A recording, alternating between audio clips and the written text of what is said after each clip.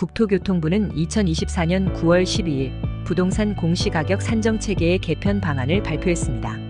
이번 개편은 대통령 공약 및 국정과제의 일환으로 부동산 공시가격 현실화 계획 폐지와 함께 공시가격 산정 방식을 개선해 균형성과 안정성을 높이는 것을 목표로 하고 있습니다. 공시가격 현실화 계획은 2020년에 수립되어 2035년까지 공시가격을 시세의 90% 수준으로 인상하는 것을 목표로 했으나 국민들의 경제적 부담이 커지고 공시가격이 실제 거래 가격을 초과하는 역전 현상이 발생하는 등 부작용이 제기되었습니다. 이에 국토교통부는 2024년 3월 민생토론회와 전문가 자문, 국민인식조사를 통해 이러한 부작용을 해소하기 위해 현실화 계획을 폐지하기로 결정했습니다.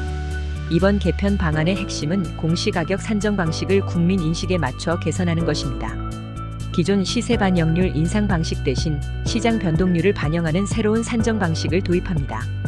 이 방식은 공시가격을 전년도 가격의 시장 변동률을 곱해 산정하며 일부 지역의 경우 균형성을 고려해 추가적인 조정이 이루어집니다. 이를 통해 공시가격이 시장가치 변화와 유사하게 움직여 실거래 가격과 공시가격 간의 괴리가 줄어들 것으로 기대됩니다. 국민인식조사에 따르면 61.1%의 국민이 공시가격의 균형성 확보가 더 중요하다고 응답했습니다. 이번 개편에서는 이러한 의견을 반영해 인위적인 시세 반영 대신 균형성을 강화하는 방향으로 개선이 이루어집니다. 공시가격이 시장 변화에 맞춰 변동됨으로써 공신력이 높아지고 국민들의 부담과 혼선을 완화할 것으로 보입니다. 또한 국토교통부는 국제과세평가관협회에서 제시한 균형성 평가 기준을 도입하여 공시가격의 균형성이 낮은 지역과 부동산을 선별해 개선할 방침입니다. 이는 지역 간 공시가격 차이를 줄이고 공시가격이 부동산 시장 내에서 신뢰를 얻을 수 있도록 돕는 중요한 요소로 작용할 것입니다. 이를 통해 국민들이 과도한 부담을 느끼지 않도록 점진적인 개선이 추진됩니다.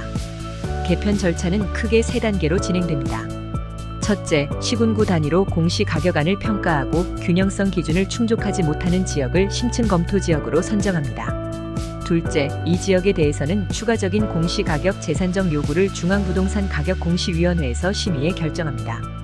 마지막으로 외부 전문가가 재산정한 내용을 검수한 후 국토교통부가 최종 공시가격 열람안을 확정하게 됩니다. 이번 개편으로 인해 국민들은 더 이상 급격한 시세 반영률 인상에 따른 보유세 부담을 걱정할 필요가 없게 됩니다. 또한 공시가격이 시장 변화와 유사한 수준에서 변동되기 때문에 공시가격에 대한 예측 가능성과 신뢰성도 함께 높아질 것으로 예상됩니다.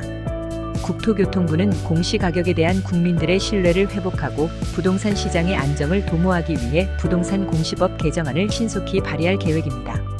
국토교통부 진현환 제1차관은 새로운 공시가격 산정체계는 국민들의 의견을 반영해 더 합리적으로 운영될 것이며 이를 위해 조속한 법 개정을 추진할 것이라고 밝혔습니다.